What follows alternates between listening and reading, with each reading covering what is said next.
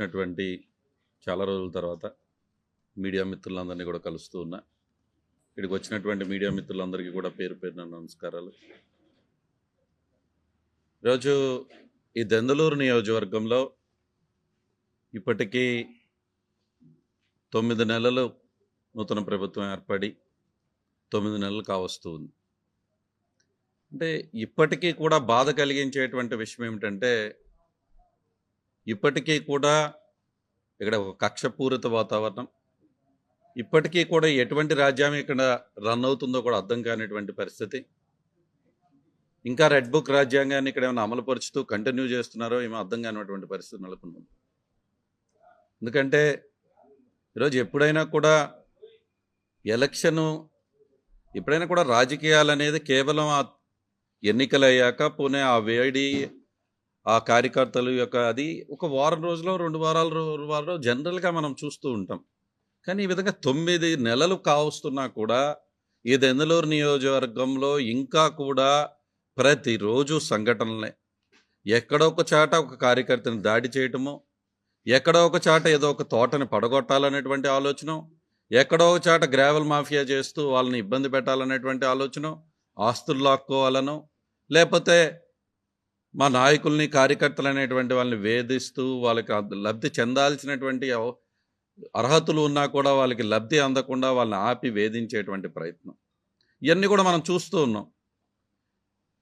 ఇప్పుడు ఇంతే కాకుండా ప్రత్యేకించి ఈరోజు ఈ నియోజకవర్గంలో ఎలా ఉంది అంటే, ఏదో ఒక విధంగా ఈ నియోజకవర్గంలో అబ్బయ్య చౌదరి అనేటువంటి వ్యక్తిని కనుక తప్పిస్తే ఇక మనం ఇష్టానుసారం ఇక్కడ రాజకీయం చేయొచ్చు, ఏదో ఒక విధంగా ఏదైనా చేసి ఇతను తప్పించాలి అనేటువంటి ప్రయత్నం జరుగుతున్నట్టు అనిపిస్తుంది. మేము కూడా చాలా ఓపిక పడుతూ ఉన్నాం. ఈరోజు ప్రజలు వాళ్ళని ఆశీర్వదించారు, మనం ఎందుకు కంగారు పడాల్సినటువంటి అవసరం ఉంది? చూద్దాం వాళ్ళ ప్రభుత్వ పరిపాలన ఎలా ఉంటుందో, ఏ విధంగా ఈ నియోజకవర్గం ముందుకు వెళ్తుందో. ఈరోజు ఒక శాసనసభ్యుడిగా నేను ఈ నియోజకవర్గానికి పనిచేసినప్పుడు ముందు నియోజకవర్గ అభివృద్ధి, ఇక్కడ ప్రజల యొక్క ఆకాంక్షలలో మేము కూడా ప్రతిపక్షంలో ఉన్నా కూడా భాగస్వాములుగా ఉంటాం కాబట్టి ఇప్పుడు ఉన్నటువంటి పరిస్థితుల్ని గమనిస్తూ ఉన్నా.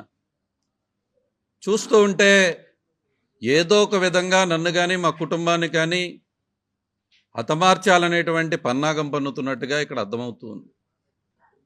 గత కొన్ని రోజులుగా ఇక్కడ జరుగుతున్నటువంటి పరిణామాలు నాకంటే మీ అందరికీ కూడా బాగా తెలుసు. ఈరోజు ఏం జరుగుతూ ఉంది? మొదటగా ఇక్కడ కొల్లేరు ప్రాంతం నుంచి శ్రీపరి గ్రామం అని చెప్తూ ఉన్నారు.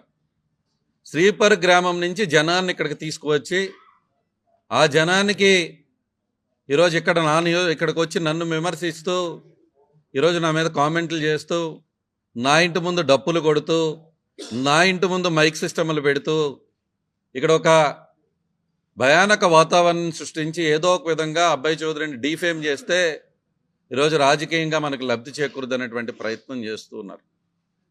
ఈరోజు నేను ఛాలెంజ్ చేస్తూ ఉన్నా, శ్రీపర్ గ్రామంలో అబ్బయ్య చౌదరి 1 సెంటు భూమి వాళ్ళ దగ్గర లీజు తీసుకున్నా కానీ ఆ శ్రీపర్ గ్రామానికి అబ్బయ్య చౌదరి కానీ, ఆ శ్రీపర్ గ్రామం కానీ, ఆ గ్రామంలో ఉన్నటువంటి ఏ వ్యక్తి కన్నా అబ్బయ్య చౌదరి బాకీ ఉన్నాడా అని అడుగుతున్నా. శ్రీపరు గ్రామమే కాదు, కొల్లేరు గ్రామాల్లో ఉన్నటువంటి ఏ ఒక్క గ్రామాల్లో కొచ్చిలో కూడా అబ్బయ్య చౌదరి గ్రామానికి కానీ ఆ గ్రామంలో ఉన్నటువంటి వ్యక్తులకు కానీ ఎటువంటి బాకీ లేడనే విషయాన్ని ఈరోజు ప్రజలందరూ కూడా తెలియజేస్తూ ఉన్నా. ఈరోజు ఆ కొల్లేరు ప్రాంతాన్ని అన్ని రకాలుగా అభివృద్ధి చేయాలన్నటువంటి ఏకైక ఆలోచనతో మేము పనిచేయటం జరిగింది. ఈరోజు కొల్లేరు ప్రాంతంలో రోడ్ల అభివృద్ధి కానీ, కొల్లేరు ప్రాంతానికి వాటర్ సప్లై తీసుకురావడంలో కానీ, కొల్లేరు ప్రాంతంలో ఈరోజు సబ్స్టేషన్లు నిర్మించడం కానివ్వండి, కొల్లేరు ప్రాంతంలో ఉన్న యొక్క బడిల యొక్క రూపురేఖలు మార్చేటువంటి విషయంలో కానివ్వండి, అక్కడ ఉన్నటువంటి ఎస్సీ సొసైటీలు, బీసీ సొసైటీలని పునరుద్ధరించి వాళ్ళకి అండగా నిలబడేటువంటి విషయంలో కానీ అన్నీ కూడా ఈరోజు 5 సంవత్సరాలు కూడా కొల్లేరు ప్రాంతం అభివృద్ధి చెందాలి, అక్కడ ఉన్నటువంటి ప్రజానికం అభివృద్ధి చెందాలి, వాళ్ళకు ఒక జీవనాధారం కల్పించాలనేటువంటి ఆలోచనతో మేము ప్రయాణం చేయడం జరిగింది. కానీ ఈరోజు అదే కొల్లేరు ప్రాంతం అయితే నేను బాగా అభివృద్ధి చేశాను, ఏ శ్రీపర్ గ్రామాన్ని అయితే ఈరోజు మోడల్ విలేజ్గా ఆ గ్రామానికి ఏలూరు కైకలూరు రోడ్ని 30 కోట్ల రూపాయలు పెట్టి చేయించాను, ఎక్కడైతే ఈరోజు సచివాలయాలు, హెల్త్ సెంటర్లు, ఆ గ్రామానికి 15 ఎకరాల పొలాలు కొని ఇళ్ల స్థలాలు ఇచ్చి గ్రామం మొత్తాన్ని ఒక మోడల్ గ్రామంగా మార్చిన అదే గ్రామాన్ని ఈరోజు భయపెట్టి వాళ్ళకున్న చెరువులు మీరు చేసుకోవాలంటే అబ్బాయి చౌదరి దగ్గరికి వెళ్ళి మీరు డప్పులు కొట్టాలని ఈరోజు వాళ్ళని భయపెట్టి ఇక్కడికి తీసుకువస్తూ వచ్చే ప్రతి వ్యక్తికి కూడా ఈరోజు చెప్తున్నారు 1000 రూపాయలు ఎంతో 700 నుంచి 1000 రూపాయలు ఇస్తూ డబ్బు ఇచ్చి మరీ తెచ్చి ఈరోజు నా ఇంటి ముందు డ్యాన్స్ ఆడేటువంటి కార్యక్రమం చూస్తున్నా. ఎప్పుడన్నా ఉందా గతంలో? ఎక్కడన్నా ఏదన్నా ఎవరిదన్నా ఇంటి ముందుకెళ్ళి డ్యాన్స్ చేసే కార్యక్రమాలు ఈ నియోజకవర్గంలో ఎప్పుడన్నా జరిగాయా? అదేవిధంగా ఈరోజు మా కుటుంబం యొక్క తోటల్లోకి ఈరోజు మా తోటల్లోకి రావటం, నాకు ఇద్దరు సిస్టర్స్ ఉన్నారు, వాళ్ళకి పెళ్ళైనప్పుడు ఇచ్చినటువంటి మా ఆడపిల్లలకి పెళ్ళైనప్పుడు ఇచ్చినటువంటి పొలాలలో కూడా ఒక బ్లేడ్ బ్యాచ్ని, రౌడీ బ్యాచ్ని, పిక్ పాకెటర్స్ని తీసుకొచ్చి నా తోటలోనే మాకు అమ్మేపించి నా తోటలోనే వాళ్ళతో ముందు తాగిస్తూ నా తోటలోనే బిర్యానీలు తింటూ ఈరోజు భయపెట్టాలని చూసేటువంటి ప్రయత్నం ఎంత దేనికి జరుగుతూ ఉందని అడుగుతూ ఉన్నా. కేవలం నన్ను డిఫేమ్ చేయాలి.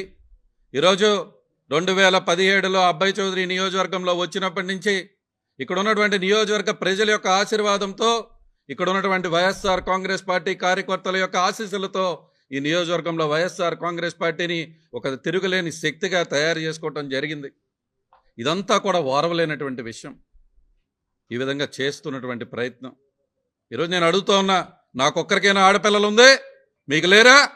ఈరోజు ఎప్పుడు కూడా మీకు ఈరోజు ప్రజలు ఆశీర్వదిస్తే మీరు ఈరోజు శాసనసభ్యుడిగా ఉన్నారు, రేపు ప్రజలు ఆశీర్వదిస్తే మేము మళ్ళీ శాసనసభ్యులుగా వస్తాం. ఈ నియోజకవర్గంలో ఉన్నటువంటి రైతాంగం అందరికీ తెలియజేస్తున్నాం. ఈ నియోజకవర్గం ఏంటి ఉండేది? ముఖ్యంగా రైతాంగం అత్యధికంగా ఉండేటువంటి నియోజకవర్గంలో మేము పెంపించలేమా? అదే పద్ధతి మేము చేయాలనుకుంటే ఈ నియోజకవర్గంలో ఎటువంటి పరిస్థితులు ఉంటాయో మీరు గుర్తుపెట్టుకోండి. అవన్నీ కూడా గమనించాల్సినటువంటి అవసరం ఉంది. కేవలం మీ రాజకీయ పబ్బం కోసం ఇది కేవలం ఒక డైవర్స్ ఈ విధంగా అబ్బాయి చౌదరి ఇంటి ముందు కనుక ధర్నాలు ఇలాంటివి మనం చేస్తే ఈ నియోజకవర్గం మనం ఏం చేసినా చెల్లుద్ది అనేటువంటి ఒక అందరినీ కూడా డైవర్ట్ చేసేటువంటి రాజకీయం జరుగుతూ ఉందని అనిపిస్తుంది. ఎందుకంటే నా ఇంటి దగ్గరగా ఇటువంటి చేస్తే ప్రజలందరూ కూడా ఇటు చూస్తూ ఉంటారు. మేము చక్కగా గ్రావెల్ మాఫియా చేసుకోవచ్చు, చక్కగా యథేచ్ఛగా ప్రతిరోజు కోడి పందాల కార్యక్రమం చేసుకోవచ్చు. ప్రతిరోజు కూడా ఈరోజు వాట్సాప్లోనే మెసేజ్ పెడితే ఈరోజు బెల్ట్ షాపుల నుంచి ఇంటికి తీసుకెళ్ళి లిక్కర్ని సప్లై చేసేటువంటి కార్యక్రమాలు చేయొచ్చు. ఈరోజు ఇక్కడ ఉన్నటువంటి ఎవరిదన్నా ఆస్తులు దోచుకున్నా కూడా ఇక్కడ డైవర్ట్ అవుతూ ఉంది కాబట్టి వాళ్ళ ఆస్తులు మనం దోచుకోవచ్చు. ఇక్కడ ప్రశ్నించే వాళ్ళు లేరు, ఆయన్నే కనుక మనం అనేటువంటి ప్రయత్నం ఇక్కడ చేస్తూ ఉన్నారు. ఎంతవరకు సమంజసం అని అడుగుతూ ఉన్నా. 5 సంవత్సరాలు మేము పరిపాలన చేశాం. తెలుగుదేశం నాయకులు ఈరోజు ఆయన వెనకమాల ఉండేటువంటి తెలుగుదేశం నాయకులు ఆలోచించుకోవాలి. ఎంతమంది మీరు నా దగ్గరికి వచ్చారు, ఎంతమంది మీరు నా దగ్గరికి వచ్చి కూర్చుని నాతో పాటు మాట్లాడుతూ, కాఫీ తాగుతూ, టీ తాగుతూ మీకున్న సమస్యలు చెప్పుకొని ఈరోజు ఏ విధంగా మేము మీకు అండగా నిలబడ్డామో గుర్తు చేసుకోండి. ఈరోజు మేము వచ్చాక కదా ఇక్కడ ఉన్నటువంటి తెలుగుదేశం నాయకులు ఫ్యాక్టరీలు ఓపెన్ చేసుకున్నా కూడా నవ్వుతూ వెళ్ళి రిబ్బన్ కట్ చేశాడే తప్ప అబ్బాయి చౌదరి ఎక్కడ ఎవరిని ఇబ్బంది పెట్టినటువంటి పరిస్థితులు లేవు. ఈరోజు ఎవరికి కూడా రాజకీయం అనేది కేవలం ఎన్నికల వరకే చేయాలి, ఆ తర్వాత అందరం కలిసికట్టి దెందులూరు నియోజకవర్గం ఒక కుటుంబంగా ఉండాలనేటువంటి ఆలోచనతో ఈవెన్ ప్రభాకర్ నాన్న చనిపోతే కూడా మా కార్యకర్తలు వద్దన్నప్పటికీ కూడా ఒక మెసేజ్ పంపించాలి నియోజకవర్గంలో అని చెప్పి ప్రభాకర్ ఇంటికి కూడా వెళ్ళి ఆ పెద్ద ఆయనకి నేను వెళ్ళి దండ వేసి దండం పెట్టి రావటం జరిగింది. ఆ రోజు శ్రద్ధాంజలి గడించి మేము రావటం జరిగింది. ఒక మెసేజ్ పంపించాలనే ఉద్దేశంతో, రాజకీయ కక్షలో ఉండకూడదు నియోజకవర్గం అనేటువంటి ఉద్దేశంతో. ఈరోజు ఏం జరుగుతూ ఉంది ఈ నియోజకవర్గంలో? ఈరోజు ఏం జరుగుతూ ఉందని అడుగుతూ ఉన్నా. 9 నెలలు గడుస్తూ ఉన్నాయి. ఈరోజు పేదవారు ఏ పార్టీలో ఉన్నా పేదవారు కాదా? ఎందుకు మనం పెన్షన్ ఆపాల్సిన పరిస్థితి వస్తూ ఉంది? ఈరోజు మీరు చెప్పినటువంటి సూపర్ 6 ఏమైంది? మీ సూపర్ 6? ప్రశ్నిస్తామని సరే 9 నెలలు అయింది. ప్రభుత్వం గురించి మేము అప్పుడే దలుచుకోవాలా. ఇంకా మీకు టైం ఉంది కాబట్టి చేయండి, మంచి చేయండి, మంచి చేస్తారని భావిస్తూ ఉన్నాం మేము కూడా. 9 నెలలు అయింది కాబట్టి మేము ప్రభుత్వం గురించి అప్పుడే విమర్శించాల్సినటువంటి అవసరం లేదు. కానీ నియోజకవర్గంలో ఏం జరుగుతూ ఉంది? ఏంటి నియోజకవర్గానికి నాకు వచ్చే అర్హత లేదా? నేను ఇక్కడ పుట్టినవాడిని కాదా? ఈరోజు ఈ నియోజకవర్గానికి శాసనసభ్యుడిగా చేసినటువంటి నేను ఈ నియోజకవర్గంలో వచ్చి ఏదన్నా గ్రామానికి వెళ్ళాలంటే మీ పర్మిషన్ తీసుకోవాలా? ఈరోజు మా ఎంపీటీసీ చనిపోతే ఆ గ్రామానికి వెళ్ళి పలకరించాలంటే మీ పర్మిషన్ తీసుకోవాలా? ఈరోజు మా ఎంపీపీ గారి వాళ్ళ మామయ్య గారు చనిపోతే మీ పర్మిషన్ తీసుకుని నేను ఆ గ్రామానికి వెళ్ళాలా? ఏం మాట్లాడుతున్నారు మీరు? అటువంటి ప్రవర్తన ఉంటే మీరు నియోజకవర్గంలో మీరు తిరిగేవారా? మేము కూడా మేము ఉన్నప్పుడు మీరు తిరగకూడదని, మీరు ఉన్నప్పుడు మేము తిరగకూడదు అనేటువంటి వాతావరణం ఈ నియోజకవర్గంలో ఎప్పటి నుంచి వచ్చిందని అడుగుతూ ఉన్నా. నిన్న ఏం జరిగింది? మేము ఎక్కడికి వెళ్ళాం నిన్న? ఈరోజు పెళ్లి చేసుకుంటూ పద్మావతి కళ్యాణ మండపంలో వారి కుటుంబం ఎప్పటి నుంచో మాకు సాన్నిహిత్యం ఉండి వాళ్ళందరూ కూడా అక్కడ పెళ్లి కార్యక్రమానికి మమ్మల్ని ఆహ్వానిస్తే ఎంపీ శ్రీధర్ గారి కుటుంబ సభ్యులు పెళ్లి ఉంటే ముందు అక్కడికి వెళ్ళి అక్కడి నుంచి నేను ఆ పెళ్లికి వెళ్ళటం జరిగింది. మొట్టమొదటిగా నేనే ఆ పెళ్లి దగ్గరికి వెళ్ళాను. నేను పెళ్లి నుంచి అక్కడికి వెళ్ళంగానే అక్కడ శుభ్రంగా జనసేన రమేష్ గారు, మన చల్మలశెట్టి రమేష్ గారు నిందకంగానే అక్కడే ఉన్నారు. వారిని నేను పలకరించాను. కొంచెం ముందుకు వెళ్తే తెలుగుదేశం నాయకులు ఉన్నారు, వారిని పలకరించాను. ఆ ముందుకు వెళ్తే స్టేజ్ ఎక్కితే స్టేజ్ మీదకి వెళ్ళినప్పుడు రాము గారు ఉన్నారు, గుడివాడ ఎమ్మెల్యే గారు, వారిని పలకరించాను. ఆ తర్వాత నేను అక్షింతలు వేయడానికి వెళ్ళి అక్షింతలు వేస్తున్నప్పుడు ఆ కుటుంబ సభ్యులు రాము గారు వెంట తిరిగి అబ్బాయి చౌదరి గారు వచ్చారు, మాట్లాడారా అంటే మాట్లాడాను అబ్బాయి చౌదరి గారితో అని ఆయన చెప్పారు. ఆ తిరిగినప్పుడు నేను చూడటం జరిగింది ప్రభాకర్ అక్కడికి వచ్చాడని. తిరిగినప్పుడు రాము దగ్గర ప్రభాకర్ నుంచుని ఉన్నాడు. నేను రాముతో నైస్ మీటింగ్ అన్నా, మళ్ళీ కలుద్దాం అనుకున్నా. మేమిద్దరం అది ఆయన ఒక ఎన్ఆర్ఐ, నేను ఒక ఎన్ఆర్ఐగా పలకరించుకున్నాం. నేను స్టేజ్ మీద నుంచి దిగి కిందకు వచ్చేసరికి అక్కడ మా ఏపూరు నుంచి, మా పక్కన ఉన్నటువంటి అప్పనవేడి నుంచి, అదేవిధంగా ఒంగూరు నుంచి కొంతమంది నాతో పాటు అక్కడ చలమలశెట్టి రమేష్ గారు ఉన్నారు, జేపీ గారు, నేను నుంచునే ఉన్నాం అక్కడ. ఇతను ఆ కర్రపై ఏదో పట్టుకుని బాబు గారిని వీళ్ళని వాళ్ళ మీద దాడి చేసేటువంటి ప్రయత్నం, ఇది తప్పు అని చెప్పి జేపీ గారు వారించడం, చలమలశెట్టి రమేష్ గారు కూడా చెప్పడం, అక్కడ ఉన్న ఆడపిల్లలు చెప్పటం, ప్రత్యేకించి నువ్వు మాట్లాడుతున్న భాష కరెక్ట్ కాదు, ఇక్కడి నుంచి వెళ్ళిపో అనటం, సెల్ ఫోన్లు లాక్కుని కారుల్లో పడేయటం, అక్కడ వీడియోలు ఎవరన్నా తీసారా అని. నేను కూడా ఆ సెల్ ఫోన్ లాక్కోవటం తప్పు అంటే 2 ఫోన్లు బయటికి ఇచ్చేయటం, ఇంకొన్ని 2 ఫోన్లు పట్టుకుని అక్కడి నుంచి బూతు పురాణం తిట్టుకుంటూ ఆయన వెళ్ళిపోవటం. అంటే నేను అడుగుతున్నా, నిజంగా ఇందాక మా డ్రైవర్ గారు చెప్పినట్టుగా ఒక శాసనసభ్యుడు ప్రవర్తించాల్సినటువంటి తీరాది, ఒక కన్నతల్లిని దూషించాల్సినటువంటి అవసరం ఉందా? అసలు అక్కడ ఏమన్నా సందర్భం ఉందా? ఓకే, ఒకవేళ అసలు మా కారు నేను చూశాను, అది మా కారు కంప్లీట్ రైట్కు ఉంది, ఈయన కారులు 2 ఇలా ఉన్నాయి. అక్కడ సెక్రటరీ అక్కడ ఉన్న సెక్యూరిటీ వచ్చి చెక్ చేసుకున్నారు కార్లు వెళ్తాయా లేదా అని చెప్పి, అక్కడ ఉన్నటువంటి నాయకులు చెక్ చేసుకున్నారు కార్లు వెళ్తాయా లేదా అని చెప్పి. అసలు ఇంకా ఇబ్బంది ఎక్కడ ఉంది? కార్లు శుభ్రంగా, ఇప్పుడు మా కారు అక్కడి నుంచి కదలలేదు ఈయన తిట్టాక, ఈయన కార్లు ఎలా వెళ్ళినాయి? నేను ఒకటే అడుగుతూ ఉన్నా, కార్లు అడ్డుగా ఉన్నాయి అంటే గొడవ జరిగే కార్లు ఎలా వెళ్ళిపోయినాయి? అదే గ్యాప్ కదా, మా కారు ఏం కదలలేదు కదా అక్కడి నుంచి. అంటే ఇది కరెక్ట్ రాజకీయం కాదు, సరైన ప్రవర్తన కూడా కాదు. అక్కడ ఉన్నటువంటి చిన్నారులు కానీ, అక్కడ ఉన్నటువంటి ఉపాధ్యాయులు కానీ, అక్కడ ఉన్నటువంటి అనేక మంది ఈరోజు చాలా అసహ్యంగా మాట్లాడుకోవటం జరిగింది. అంటే నేను శాసనసభ్యుడైనా, ఈరోజు ఆయన శాసనసభ్యుడైనా, దెందులూరు నియోజకవర్గంలో శాసనసభ్యులుగా చేసినటువంటి వ్యక్తిని ఆ విధంగా ప్రజలు తిట్టుకుంటే అది మంచి పద్ధతి కాదు, ఇది కరెక్ట్ విధానం కూడా కాదు. కరెక్ట్ విధానం అని ఎందుకంటాం? అటువంటి ప్రవర్తన ఆయనకు అవసరమా? ఈరోజు మళ్ళీ ఆయన ఏదో మాట్లాడుతున్నాను, నేను ఒక 20 మందితో వెళ్ళాను, నేను ఇందాకే చూస్తూ ఉన్నా, నేను ఏదో బోల్డని కారులతో, నేను అక్కడికి వెళ్ళింది 2 కారులతో, నా ఒక్క కారే లోపలికి వెళ్ళింది, మిగతా కార్లు అసలు బయటే ఉన్నాయి, రోడ్డు మీద పెట్టున్నాయి. అసలు కళ్యాణ మండపం లోపలికి కూడా మిగతా కారులు రాలేదే.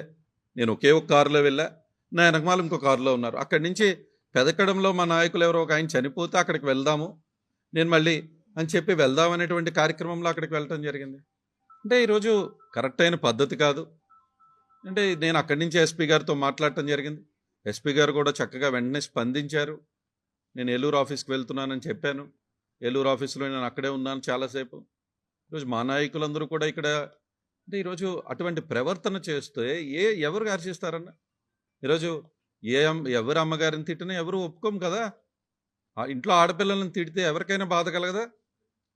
ఈరోజు చాలా బాధ వేసింది నాకు కూడా అక్కడ ఉన్నప్పుడు. అతని యొక్క భాష విధానం, తను తిట్టే విధానం తప్పు కదా అది. ఎందుకు అలా చేస్తూ ఉన్నాడు? శాసనసభ్యుడు ప్రవర్తించాల్సినటువంటి తీరేనా అది? ఈరోజు నేను అడుగుతూ ఉన్నా, కూటమి ప్రభుత్వాన్ని. ఇదేనా మీరు పెంచి పోషించేది? ఈరోజు చంద్రబాబు నాయుడు గారిని అడుగుతూ ఉన్నాం, పవన్ కళ్యాణ్ గారిని అడుగుతూ ఉన్నాం, లోకేష్ని అడుగుతూ ఉన్నాం. ఇదేనా మీరు మీ శాసనసభ్యులకి చెప్పి పంపించేది? ఈరోజు ప్రజలను తిట్టమనా? ఈరోజు వెళ్ళి వాళ్ళ అమ్మగారులను తిట్టమనా? తప్పు కాదా? ఇదే ఖండించాల్సినటువంటి అవసరం మీకు లేదా? ఈరోజు మళ్ళీ ఆయన ఏదో చెప్తా ఉన్నాడు, నన్ను ఊరిలో తిరగనీయడట. ఏంది భాష? ఎవరిని ఊరిలో తిరగనీరన్నా? మాకు స్వాతంత్రం లేదా? రాజ్యాంగం కల్పించిన హక్కుగా మేము తిరుగుతూనే ఉంటాం. మీ తప్పేంటి? ఎవరికి స్వాతంత్రం వాళ్ళకు ఉంటుంది. మీ పర్మిషన్ తీసుకుని మేము నడవాలా? ఈరోజు అలాగే పర్మిషన్ తీసుకుని మీరు వెళ్ళారా?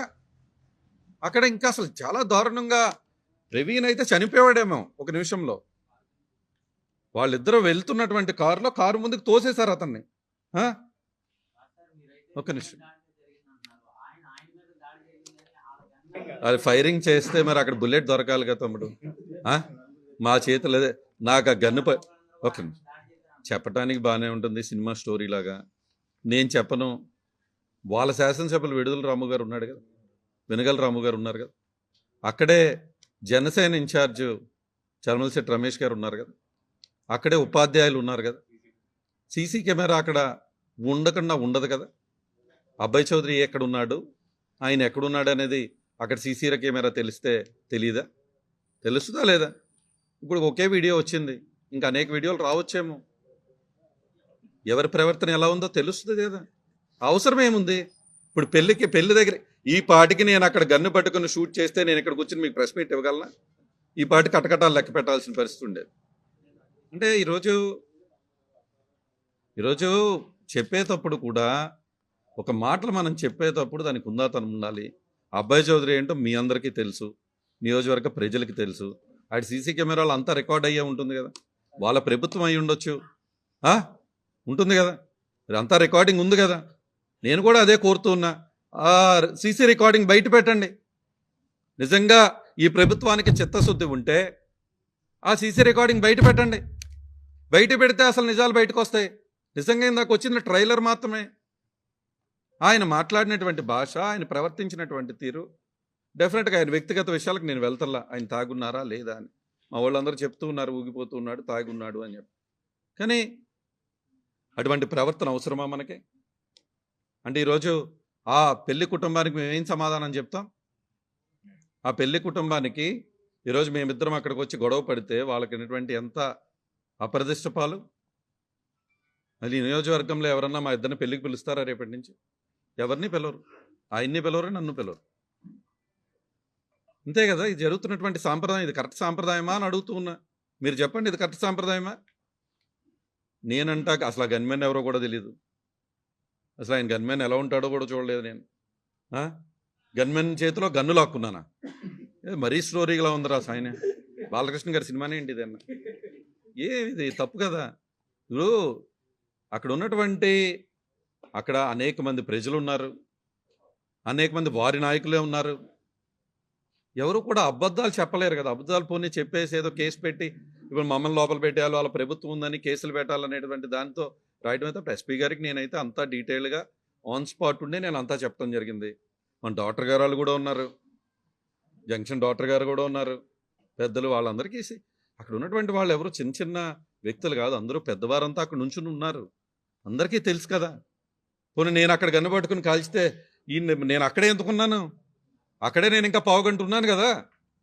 అదే కళ్యాణ మండపంలో, అదే ప్రాంతంలో అక్కడే నేను పావుగంటున్నాను కదా. ఎందుకున్నాను అక్కడ? ఆయన గన్ను నా చేతిలో ఉంటే మరి ఆయన ఎందుకు వెళ్ళిపోయాడు? ఏదా గన్ను? ఇది మాయ మాటలు చెప్పడం కరెక్ట్ కాదన్నా. ఏదో కేసులు పెట్టేద్దాం, ఏదో ఒక విధంగా మా ప్రభుత్వం ఉంది కదా. నిజాలు వాస్తవాలు అక్కడ ప్రజలన్నీ చూశారు. ఈరోజు చట్టం కూడా ఎలా బిహేవ్ చేస్తుందో చూడాలి ఈరోజు. ఎందుకంటే ఇదేమి ఏదో ఒక ఎక్కడో రోడ్డు మీద జనాలు లేని కాడ జరిగినటువంటి సంఘటన అయితే కాదు. పూర్తిగా జనం ఉండి అనేక మంది పెద్దలు ఉన్నటువంటి సమయంలో ఈ గొడవ జరిగింది. అనేక మంది పెద్దలు అక్కడికి వెళ్ళి ఆయన వారించి, జేపీ గారు, చలమలశెట్టి రమేష్ గారే ఆయన అన్న ఇది తప్పు నువ్వు చేస్తుందని తీసుకెళ్ళి కారెక్కించాల్సినటువంటి పరిస్థితి. అంటే ఒక శాసనసభ్యుడిని ఈరోజు మా సమన్వయకర్త అయినటువంటి ఏలూరు సమన్వయకర్త, అదేవిధంగా జనసేన ఆయన ఇద్దరు కలిసి అన్న నువ్వు చేస్తుంది తప్పు ఎక్కువ కారు అని చెప్పి ఆయన ఎక్కించి పంపించేశారే, అది వాస్తవం కాదా? ఈరోజు తప్పు చేసి ఆ తప్పుని మా మీద నెట్టాలని, ఏదో ఒక విధంగా డిఫేమ్ చేయాలని, ఏంటి మమ్మల్ని చంపేయాలని ఏంటి ఆలోచన? ఇప్పుడు అబ్బాయి చౌదరి చచ్చిపోతే ఈ నియోజకవర్గం ప్రశాంతంగా ఉంటుందా ఏంటి? అదేనా నీ ఆలోచన? అలాగే అనిపిస్తూ ఉంది. ఏదో నా ఇంటి మీదకి దాడికి వచ్చేస్తానని, అక్కడి నుంచి బయలుదేరి కార్లు వేసుకుని ఇటు వచ్చేద్దామని. ఏంది ఇది? ఎప్పుడన్నా ఉందా అని అడుగుతున్నా. నేను అనేక సమయాల్లో దుగ్గురాలు రావటం జరిగింది.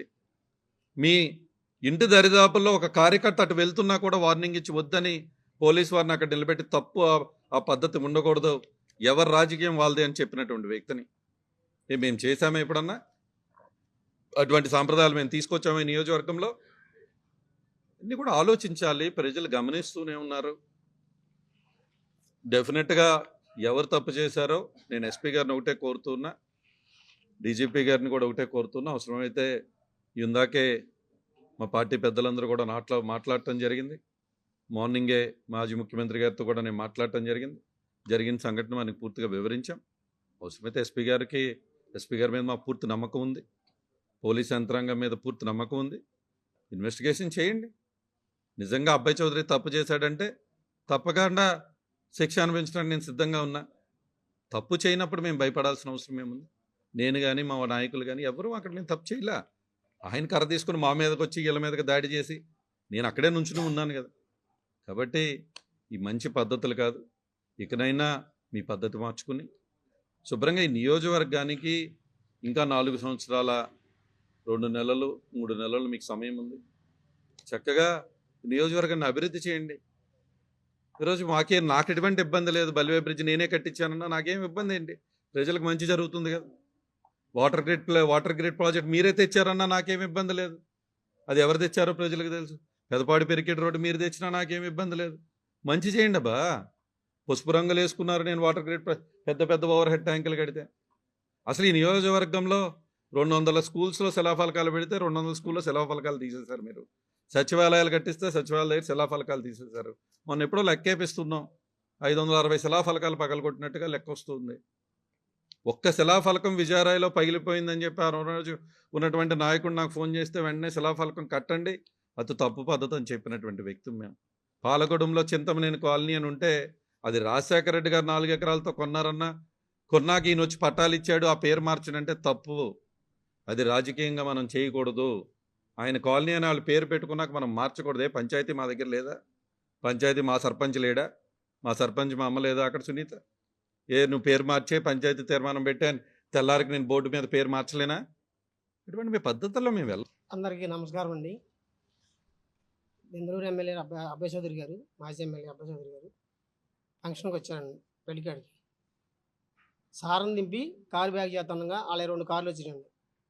అక్కడ సెక్యూరిటీ అనే 1 నిమిషం ఆగాను, నన్ను ఆపాడు. ఆపి మరుక్షణం నేను ఆగిన తర్వాత వాళ్ళ కారు లోపలికి వెళ్ళి వాళ్ళ కార్లు వెళ్ళాక నేను తిప్పుకుని మార్జిన్ బాగా అంచుకు పెట్టుకుని దిగుతాక కూడా గ్యాప్ లేదు నాకు.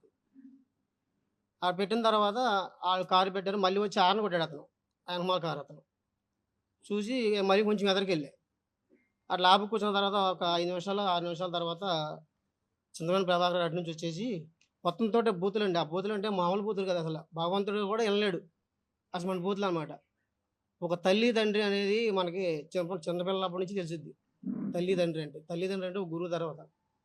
అయినా అవి కూడా లేకుండా మా అమ్మని తిట్టిన తిట్లు 1 నుంచి 100 వరకు ఎన్నిసార్లు ఉంటాయో అన్నిసార్లు నీ అమ్మ అనే మాట మాట్లాడాడు. నీ అమ్మని దెంగ లంచాడక, నీ పేగులు పీకేస్తా, నా పేగులు పీకించుకొని రామన్నాను, పీకమన్నా. నేను కూడా పీకమనండి.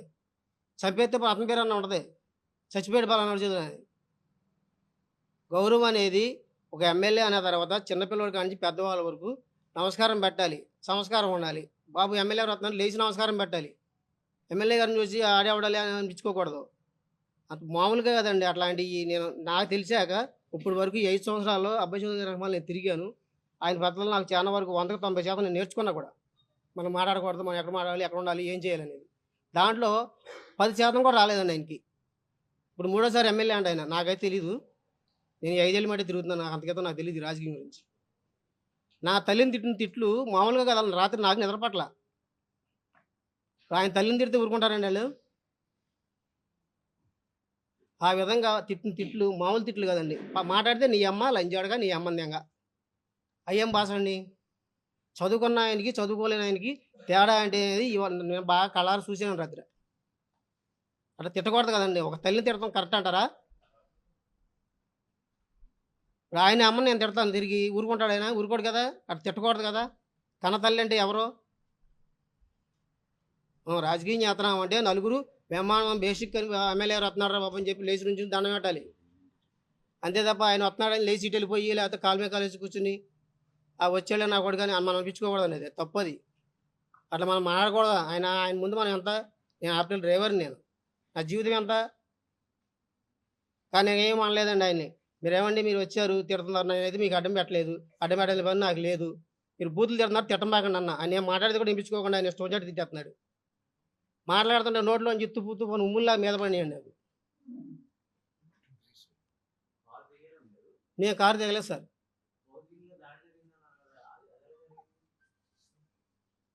ఈ లోపు ఎవరో వచ్చారు అటు నుంచి ఇటు పరిగెట్టాను నేను కూడా వెనకమాల. నా దగ్గర నుంచి పరిగెట్టేసాడు వెనక్కి. నేను కారు దిగలేను అసలు. నేను కారులో నుంచి కిందకి రాలేదండి. మళ్ళీ మా సార్ వచ్చి వీళ్ళందరూ తీయమన్న తర్వాత కారు ఎదరికి తీసాను తప్ప నేను అప్పటి వరకు కారు దిగల. ఆ బూతులు ఆ పంచాంగం అనేది ఇంతవరకు చాలా వాళ్ళు అనేవాళ్ళు తప్ప నేనైతే ఎప్పుడు చూడలేదు. స్పష్టంగా విన్నాను. కానీ చాలా బాధ అంటే ఇక అది బతుకుంటాం కూడా వేస్ట్ అనిపించింది నాకైతే. అంతా ఎంత ఎమ్మెల్యే గెలిపించుకునేందుకు జనాలు మంచి చేస్తారు, నలుగురికి ఉపయోగపడతారని. ఆ తర్వాత బాబు గారు వచ్చి బూతులు తిడుతున్నారు ఏంటన్నారు జానపేట బాబు గారు. ఆయన్ని అడ్డమైన తిట్లు తిట్టారండి బూతులే ఆయన కూడా. బాబు గారు లంజాడుగా నువ్వేంట్రా నువ్వు రారా ఇప్పుడు చేపలు పట్టరా అన్నాడు ఆయన్ని. పెద్ద వయసుగా గౌరవించాలి కదండి ఆయన్ని. మన తండ్రి లాంటి వాడు బాబు గారు అండి, తండ్రితో సమానం. అంత పెద్ద వయసు అయినా అట్లా తిట్టొచ్చండి. తిట్టాడు తర్వాత ఏదో చిన్న కర్ర మొక్కలాగా ఉందండి, అది ఏదో చివరిన రాడ్డు కూడా ఉంది దానికి. దాన్ని పెట్టి కొడుతుంటే ఆయన ఏం చేస్తారు? ఆయన పెద్ద ఆయన కప్పుకుని వెనక్కి వెళ్ళారు, ముందుకు రాలేరు. చేతులు మీద చేతుల మీద తగిలినాయి, ఘాట్లు కూడా ఉన్నాయి ఆయనకి. ఆడపిల్ల తర్వాత ఏమైంది? అమ్మాయి ఏంటంటే మీరు అట్లా అపరిచయంగా బూతులు తిడుతున్నారు, ఎందుకు తిడుతున్నారండి, ఏమైందని తిడుతున్నారంటే ఆ అమ్మాయిని లైన్ చేయమన్నా అని ఇక్కడ పెట్టి తోసేస్తే కింద పడిపోయిందండి ఆ అమ్మాయి. ఆ కారు అవతల వాళ్ళ కారు అడే పక్కన ఉంది, ఒక కారు ఎదురు ఉంది మధ్యలో.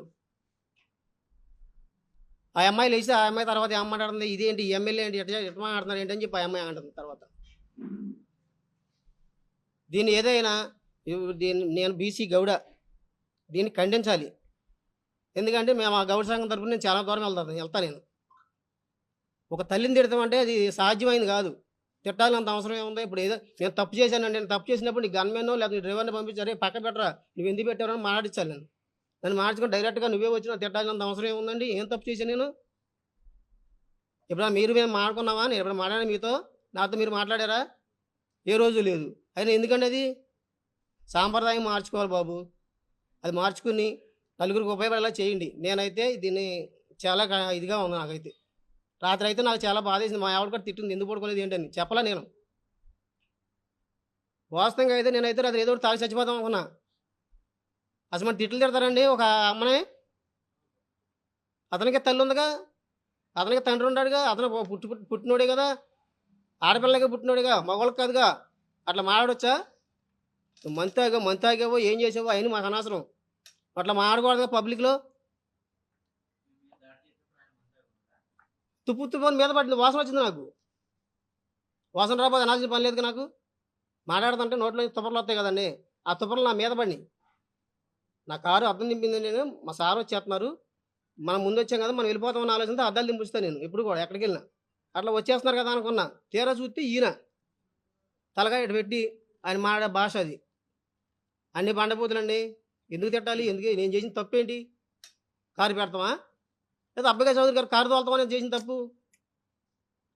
పెళ్ళిళ్ళకి మేము రాకూడదా? మేము వెళ్ళకూడదా? మీరే వెళ్ళాలా?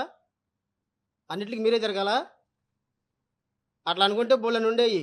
వాటికి ఏళ్ళకి మేము గొడవలకి వీళ్ళకి వాటికి దేనికి మేము ముందుకు రాలా.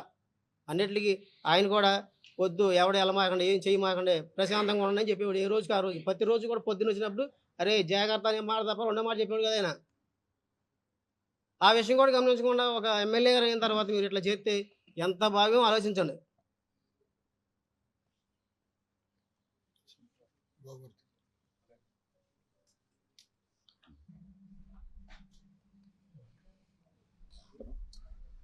నిన్న కేతినీడు జైనేంద్ర కుమార్ గారి అమ్మాయి పెళ్ళికి పద్మావతి గార్డెన్స్ వెళ్ళాము. అంతకుముందు క్రాంతికి వెళ్ళి అక్కడి నుంచి అక్కడికి వెళ్ళాము.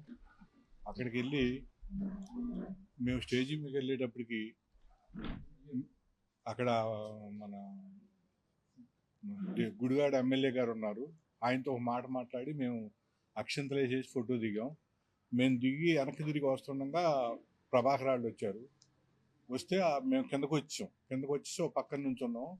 ఈలోపు ఎవరో పిల్లలు ఆడవాళ్ళు ఫోటోలు దిగుతున్నారు. నేను వెనక్కి తిరిగి చూస్తే ప్రభాకర్ ఇటు పక్క దొరకకుండా వేరే పక్కకి దిగాడు. అతను ఏదైనా భోజనానికి వెళ్తున్నాడేమో అని అనుకున్నాం. కానీ ఒక 2 నిమిషాల్లో మళ్ళీ వెనుగల రాము గారు తను కలిసి వచ్చారు. వస్తే మేము కొద్దిగా పక్క తప్పుకున్నాం. ఆ సందులోంచి బయటికి వెళ్ళిపోయారు.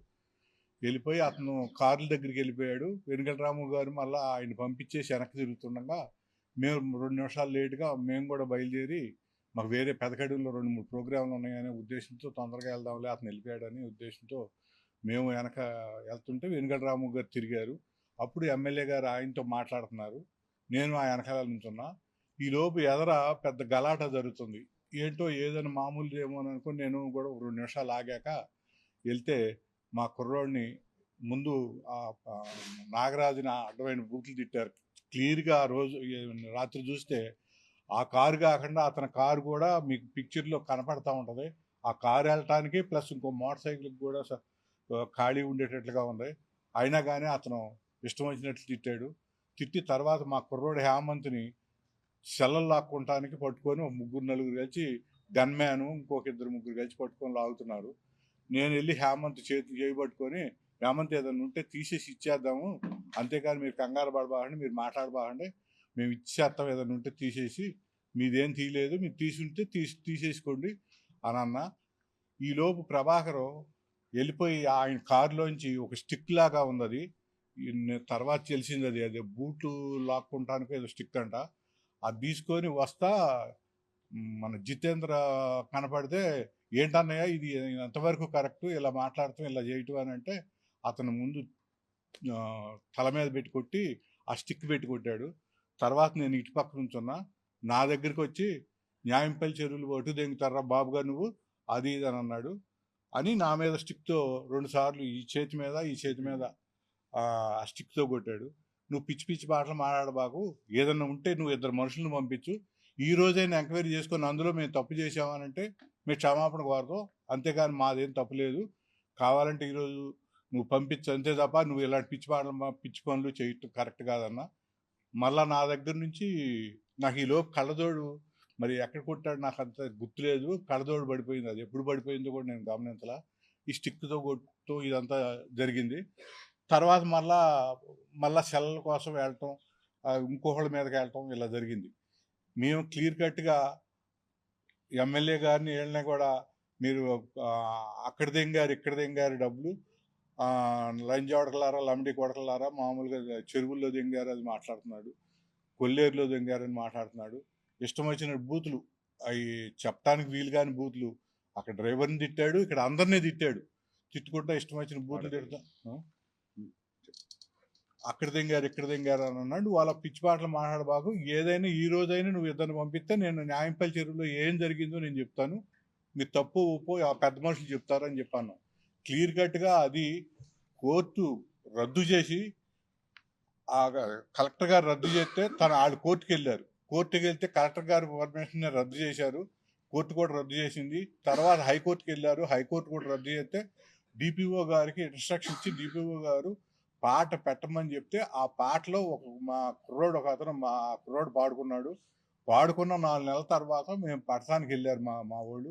ఆ రోజు నేను కూడా వెళ్ళాను తప్ప ఈ రోజుకైనా మా దగ్గర అయితే రికార్డు క్లియర్గా లేదు. కానీ డిపిఓ ఆఫీస్లో కానీ ఎక్కడైనా కానీ కోర్టు ఆర్డర్లో డిపిఓ ఆఫీసు క్లియర్ కట్గా ఉంది కదా తప్ప అతను వేసిని పెంచుకుని చేప పట్టుకునే అంత దిగజారిన పరిస్థితుల్లో మాత్రం మేమేమీ లేము.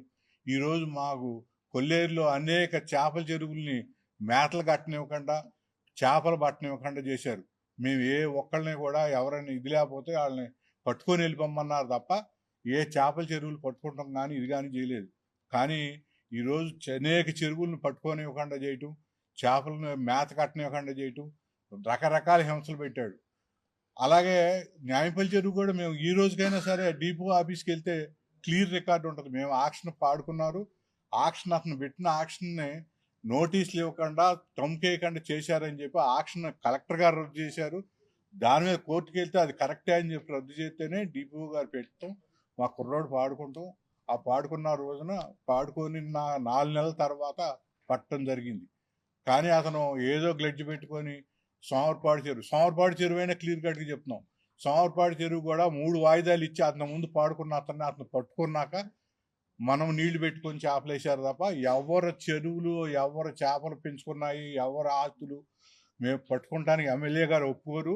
అసలు అలాంటి స్థితి లేదు. అలాంటిది అసలు వాళ్ళంతటికి వాళ్ళు ఇప్పుడు జరిగింది. నాతో పాటు అక్కడ ఉన్నారు సోమరపాడు. ఆయనకు 3 వాయిదాలు ఇచ్చాం. 1 వాయిదా కావాలా, 2 వాయిదాలు కావాలా, 3వ వాయిదా ఇచ్చాం. అలాగే శ్రీరామరాజు గారు అని చెప్పి మన మొండుకోడు యువతల చెమారుగూడు ఆ చెరువులు ఇవాళ శ్రీరామరాజు గారిని అని అడగండి.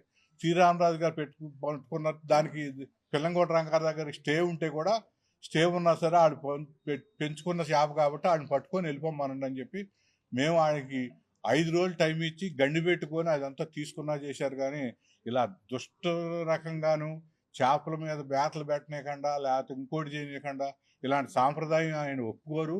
అది మరి ఎందుకు అలా పెట్టుకుంటున్నాడో మా మీద ఈ రోజుకైనా మేము ఎంక్వైరీకి క్లియర్ కట్గా ఉన్నాం. ఎక్కడ చెరువుల్లో మేము తప్పు చేయలేదు, ఎక్కడ ఇది చేయలేదు. ఆ చెరువులకైనా ఇవాళ డిపో ఆఫీస్లో నా దగ్గర పొద్దున్న చూసాం ఆ కోర్టు ఆర్డర్లో. ఇవాళ రేపట్లో అవి చూస్తాం. లేకపోయినా డిపిఓ ఆఫీస్లో అది క్లియర్ కట్గా ఉందా లేదా అని మీరు ఎవరైనా అడగండి. కలెక్టర్ గారి దగ్గర నుంచి ఆర్డర్ వచ్చింది, కలెక్టర్ గారు రద్దు చేశారు.